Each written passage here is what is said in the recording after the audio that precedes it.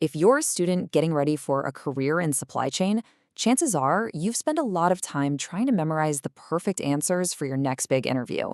But what if I told you that's kind of the wrong way to think about it? In this explainer, we're not just going to go over questions. We're building a strategic playbook that will help you stop sounding like a candidate and start acting like a problem solver. Think about this. 80% of purchasing analyst interview questions are designed to test your practical, on-the-job thinking. That's right, they don't want a textbook definition. They want to see how you handle the messy, unpredictable reality of the job. And this right here is the biggest mindset shift you need to make. An interview isn't a test of what you know, it's a simulation of how you work. The interviewer is handing you a mini problem because they want to see your thought process, your logic, and how you communicate in real time. Our whole goal today is to help you ace that simulation. So, how are we going to do that? Well, we're going to unlock your interviewing superpower, the ability to turn any question, no matter how specific, into a showcase of your strategic mind. We're going to walk through 3 key phases of the whole procurement life cycle, from a vague idea all the way to long-term strategy. Okay, let's start at the very beginning, the pre-purchase phase. This is where all the really important strategic work gets done, long before a single dollar is ever spent. I'll never forget my first week on the job, getting an email that was literally just, "How you respond to this one little sentence, well, that's what separates the real pros from the order takers." The amateur just says, "Okay, sure, I'll go look up some options." But the pro? The pro sees this as the start of a structured, strategic process. And this is exactly what that process looks like. You see, you don't start with what, you always start with why. You schedule a meeting not to get a shopping list of features, but to dig into their pain points and what business outcome they're really after. You document everything, you separate the absolute must-haves from the nice-to-haves, and, this is so important, you get a formal sign-off. This is your shield against scope creep. You know, when a project just keeps getting bigger and bigger, this ensures you're solving the real problem. All right, so you've done everything right. You've defined the need perfectly. You ran a fantastic sourcing event. And then reality hits you like a ton of bricks. Every single proposal comes back way over budget. This happens all the time, but it's also a golden opportunity to show your strategist. So what do? You deconstruct the problem, methodically. You don't just walk in and deliver bad news. First, you look in the mirror. Did we ask for too much in the RFP? Were we overspecifying?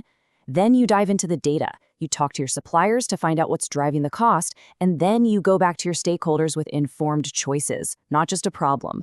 You're showing them you are in complete control of the situation. So now that we've covered what happens before the deal, let's talk about what happens after the contract is signed. The deal is done. Job's finished, right? Of course not. Phase 2 is all about managing things when that perfect plan makes contact with the real world, with all of its messy changes and logistical headaches. Here's a classic scenario. You get a call from the receiving dock. That simple phone call is a test. How you handle this very moment can be the difference between a smooth claims process and the company losing thousands of dollars. A simple signature in the wrong place can be a very expensive mistake. And this is the exact playbook. Notice how precise it is. You tell the team, do not open it. Take pictures first. Then, the crucial part. On the bill of lading, that's basically the legal receipt for the goods, they have to write subject to inspection before they sign it. That one little phrase legally protects your right to make a claim later. Answering this way shows you know the real-world mechanics of how logistics actually works. Now here's the thing, a great analyst doesn't just manage problems. They go out and find opportunities. Let's say a supplier offers a 2% discount if you pay them early, but your company's internal payment process is too slow to catch it. You don't just shrug your shoulders. No way. You quantify the opportunity.